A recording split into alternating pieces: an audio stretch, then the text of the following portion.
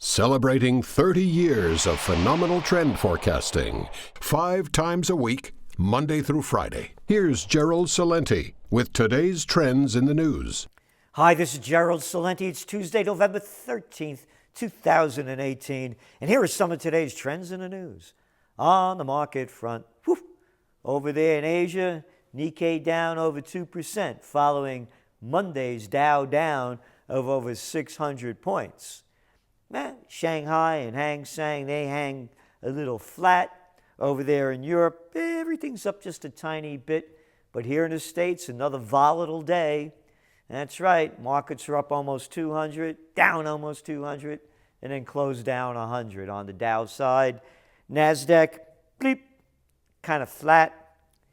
Oil, hey, could be Friday the 13th if you're in the oil business, man. Shoo! West Texas down over 8%. Brent crude down over 7%. This is the sharpest downturn for oil going back to the 80s. It was like unprecedented. And on gold, kind of flat. Same too with Bitcoin. Dow falls in wild sessions as Wall Street fails to recover from sharp losses. Yep. The major indexes hit their session high after White House economic advisor Larry Kudlow confirmed reports of renewed talks between the U.S. and China trade. So that's when the markets went up. They keep using this one stupid excuse a day for the market volatility. Why are oil prices down? Could it be demand and too much supply?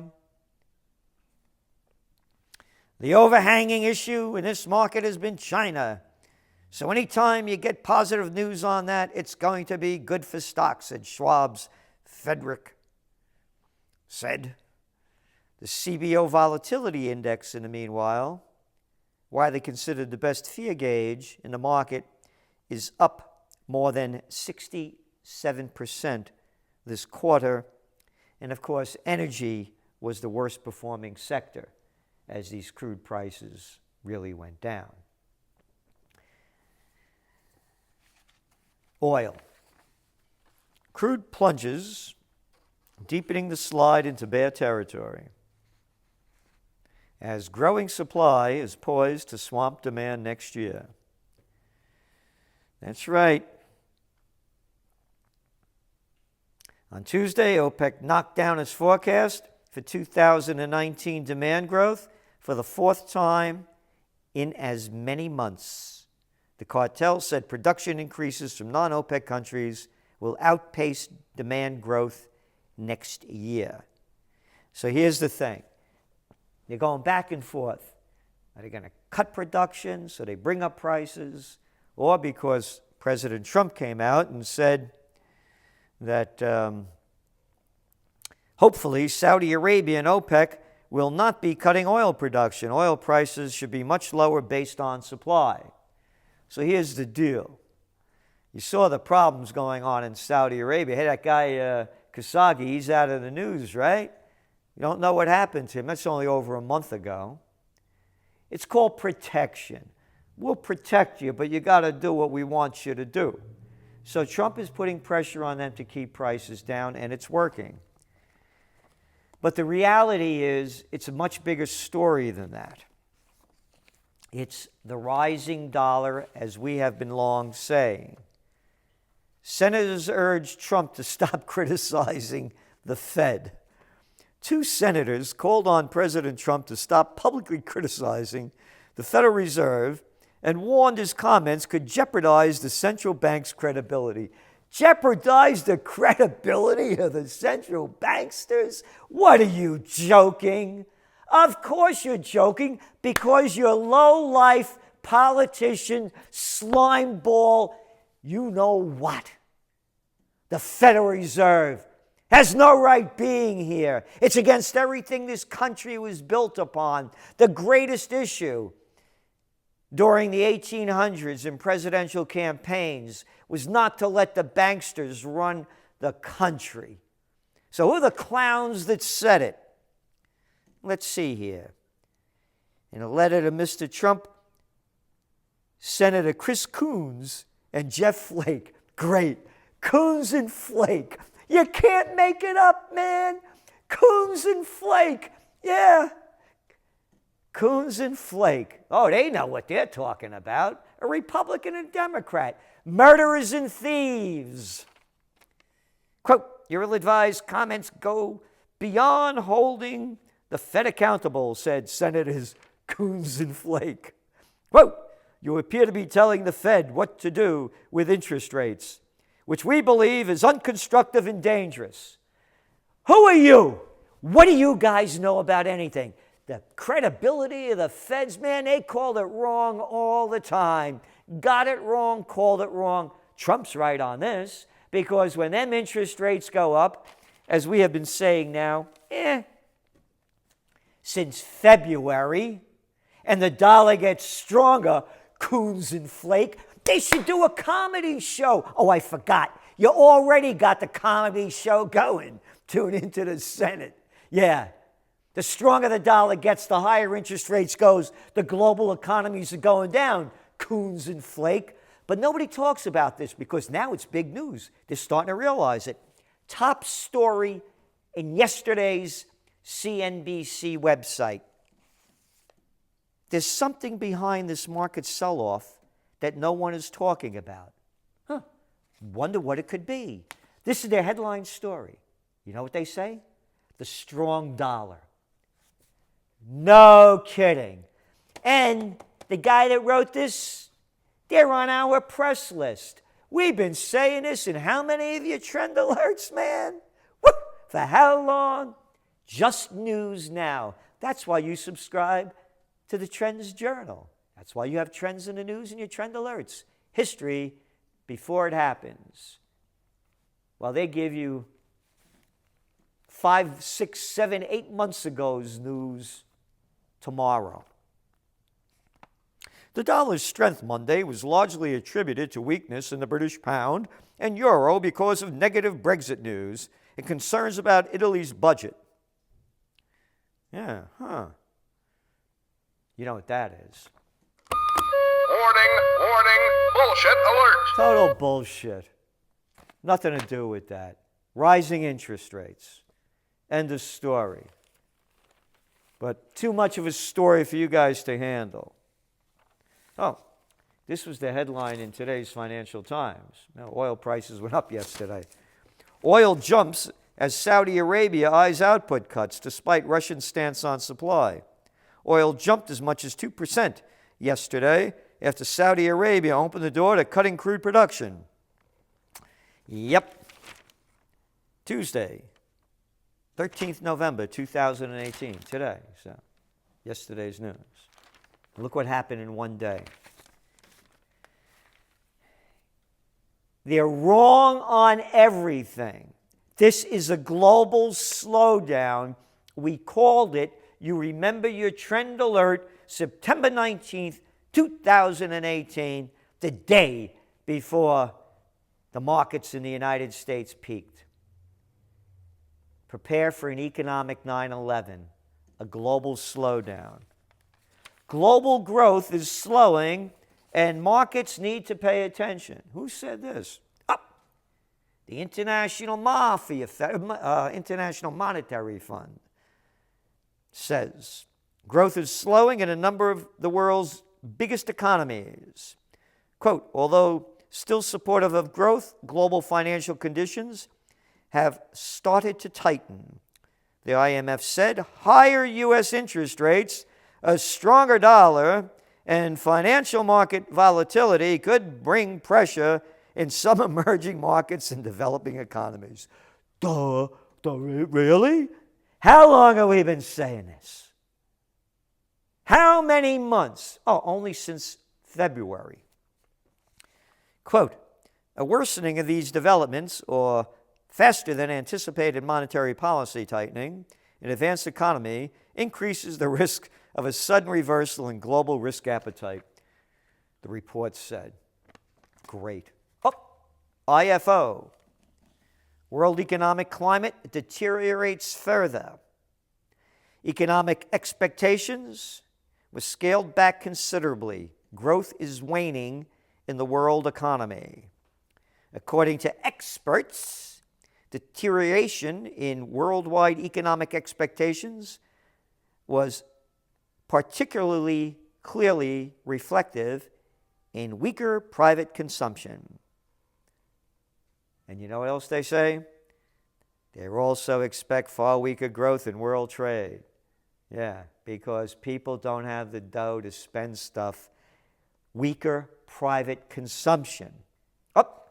Eurozone economy seen cooling.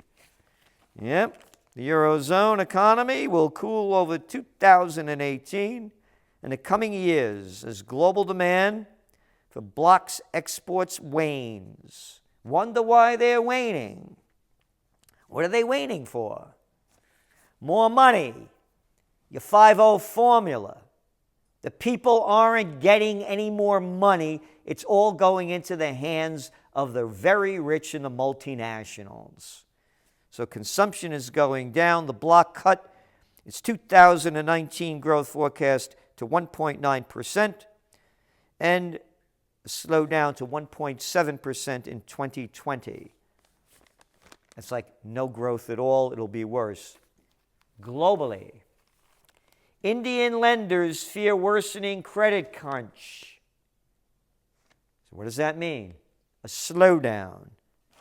Overbuilt and undersold when you look at their markets, particularly in real estate. Funding crisis hits non-bank sector that loaned money for properties that remain unsold, and it keeps going on. It's all about the money that people have.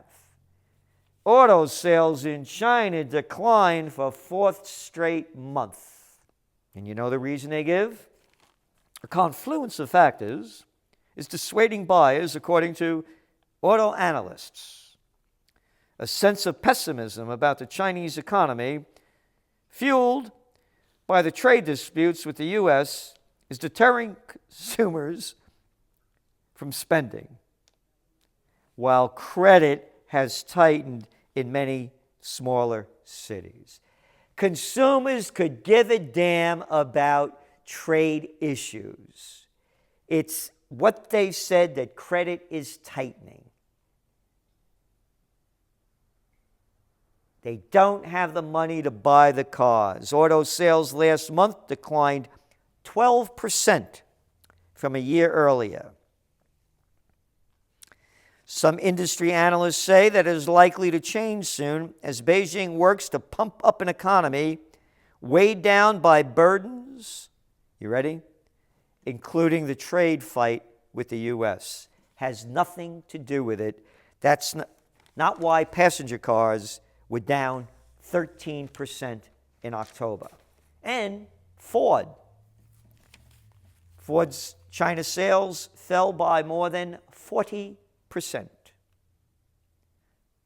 China had for some time allowed peer-to-peer lending schemes where wealthier people could lend money to the less wealthy. But the recent crackdown on such practices has shut down several companies facilitating the process and left those remaining lenders skittish, along with many consumers, according to Michael Dune, CEO of ZozoGo, a firm that advises automakers on doing business in China. All right? Nothing to do with trade wars. Beijing cracks down further on student and labor activists. Remember, I've told you back in the day, they used to report how many protests were going on in China. It was like 30 to 40,000 a year. They don't report that anymore.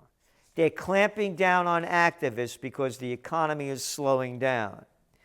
And you know, we've told you about how there's also major protests going on as housing values, apartment dwelling values are going down. Developers are lowering the price, and the people are angry that they paid up here and now they're selling the price down here. So what do we have? President Xi invokes Mao with call for self-reliance. Even as Mr. Xi sought to position China as a champion of globalization amid the U.S. retreats into protectionism, the call for, quote, self-reliance highlights how Mr. Xi is also advocating mercantilist policies that could reshape global supply chains. Self-sustaining economies. Remember, 80% of China's GDP consumer-driven, and the consumers are running out of dough. And then on the international front, more good news for America. Yeah, the land of war. Taliban destroys army base in northern Afghanistan, kills 16. Bodies pile up as Taliban overrun Afghan haven. An Afghan haven. Oh, you know who's in the Afghan haven?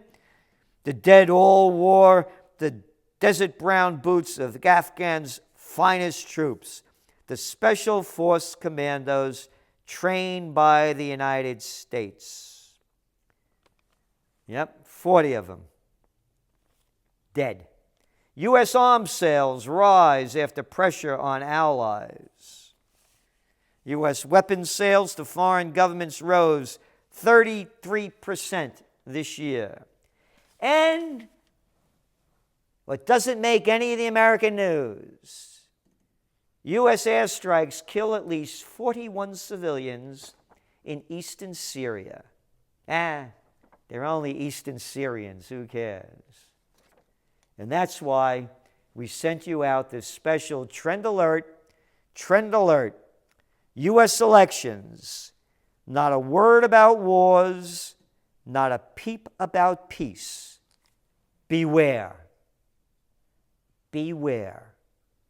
A lot's going on, particularly in the Middle East now with Israel, the word's out, set to invade Gaza. We'll see what goes on, but it's going to continue to spread. Saudi Arabia is in trouble. Yemen is a hellhole. Syria, war still's going on. And then there's the Iran issue that's heating up. This is Gerald Celente, and that's some of today's trends in the news.